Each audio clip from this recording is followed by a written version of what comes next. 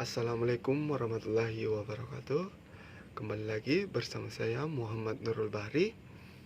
Apa kabar semuanya? Semoga kita semua dalam keadaan baik-baik saja. Nah, apakah kalian semua sudah siap belajar? Jika sudah siap, silahkan siapkan pulpen dan buku kalian. Kita sama-sama belajar. Nah, pada kali ini kita akan membahas tentang unsur-unsur dalam buku fiksi dan non-fiksi. Nah, saya mau bertanya dulu. Ada yang tahu apa itu buku fiksi? Atau ada yang pernah baca novel? Ada? Nah, novel itu adalah salah satu contoh dari buku fiksi. Nah, yang biasa kalian lihat di sekolah itu seperti buku bahasa Indonesia, buku matematika, dan buku-buku lain itu adalah buku non-fiksi. Jadi, di sini ada yang bisa menjelaskan apa itu buku non-fiksi, apa itu buku fiksi dari contoh yang sudah saya berikan tadi. Nah, baik, kalau tidak ada, saya jelaskan.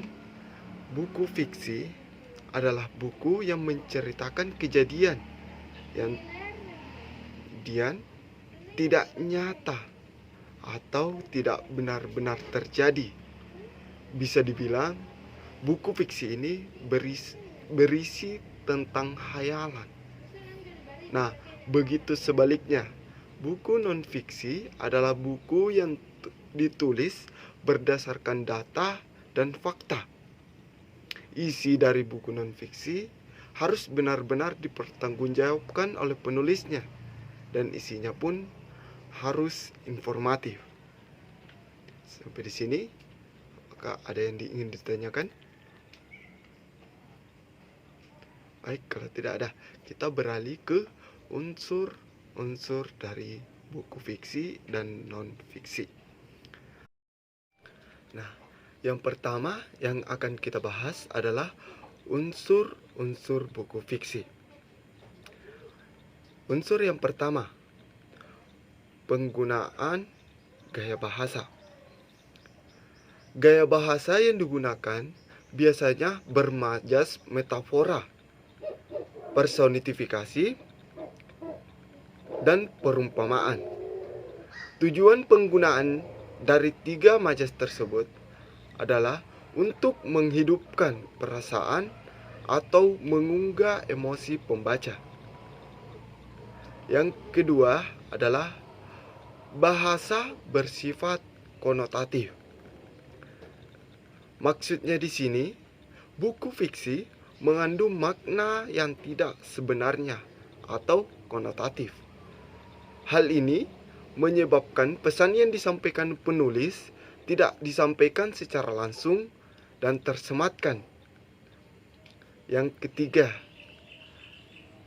berdasarkan imajinasi atau khayalan. Nah, unsur buku fiksi ini berisi penggambaran kehidupan berdasarkan imajinasi penulis. Nah, kemampuan imajinasi seseorang akan berkembang seiring kemampuan berbahasanya atau berbicaranya juga meningkat. Nah, selanjutnya yang kedua yang akan kita bahas adalah unsur-unsur dari buku non-fiksi. Unsur yang pertama adalah sampul buku. Pada bagian sampul buku non-fiksi biasanya memuat judul buku, penulis, dan nama penerbit. Selain itu, sering juga disertai dengan tahun terbit dan edisi terbitnya buku tersebut. Yang kedua, isi buku. Isi buku terdiri atas beberapa bab dan di dalamnya memuat pendahuluan, paparan utama, dan penutup. Nah, kita sebagai pelajar pasti sudah sering membaca buku non-fiksi seperti buku matematika, buku bahasa Indonesia, dan lain-lain. Yang kedua, cara menyajikan isi buku. Cara menyajikan isi buku ini biasanya dibuat dalam daftar pustaka. Pada daftar pustaka berisi daftar buku dan sumber-sumber yang digunakan untuk menulis buku tersebut. Yang keempat, bahasa yang digunakan.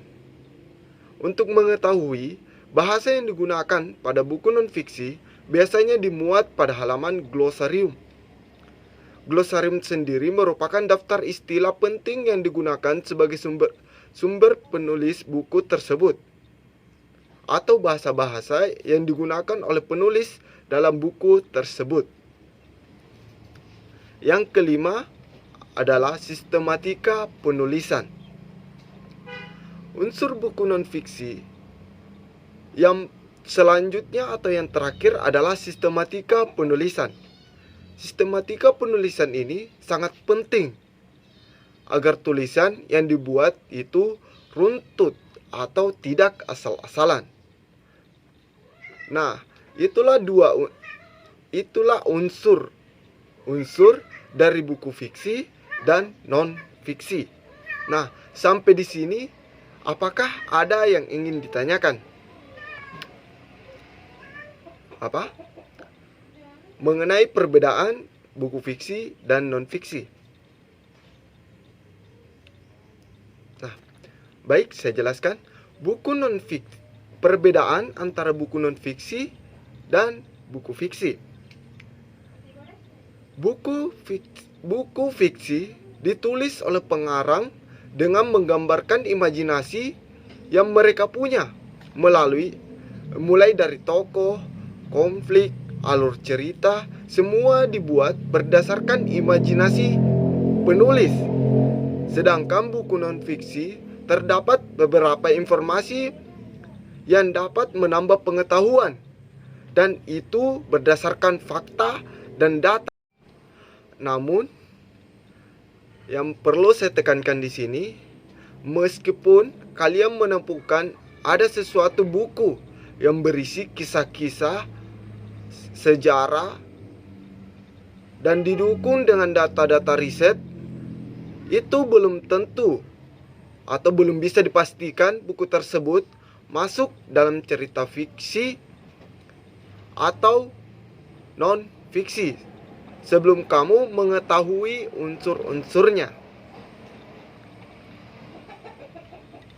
Sampai di sini, apakah ada yang ingin ditanyakan? Baik, kalau tidak ada, untuk tugas kalian yaitu bacalah sebuah buku fiksi dan berikan tanggapanmu terhadap buku tersebut secara tertulis. Nah, mungkin sekian materi yang bisa saya sampaikan. Kita bertemu di lain waktu, dan saya akhiri. Wabillahi taufiq wal hidayah. Wassalamualaikum warahmatullahi wabarakatuh.